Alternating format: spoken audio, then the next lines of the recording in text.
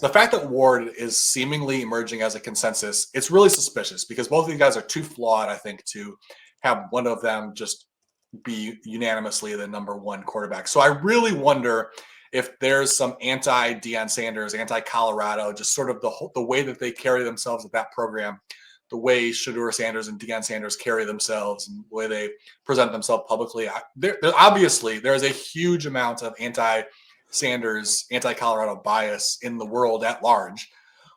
Why would we not assume that it's also happening within the NFL? I mean, these biases exist. And I'll point to a really obvious one that happened just a couple of years ago when we had Bryce Young and CJ Stroud entering the NFL draft. I mean, I said all offseason on these podcasts leading up to that draft, it makes absolutely no sense why Bryce Young would be the unanimous QB1 in that draft class when CJ Stroud was physically bigger arm, more accurate, equally or close to equal athleticism.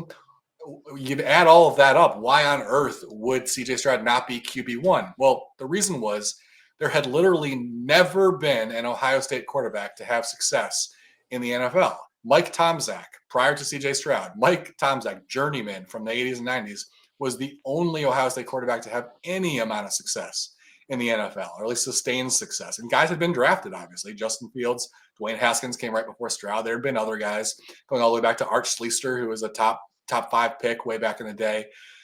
They were all busts, and that bias exists, and it shapes the way people thought about Ohio State quarterbacks, and they ignored the fact that CJ Stroud was obviously the best quarterback in that class.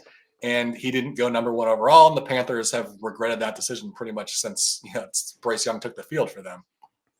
So these biases, they can affect decisions at the top of the draft. And I think that maybe not every team, but definitely some GMs and scouts and coaches have that bias against Deion Sanders. And so I think that's a factor here. It's not something we'll ever be able to prove because it's such a unique circumstance.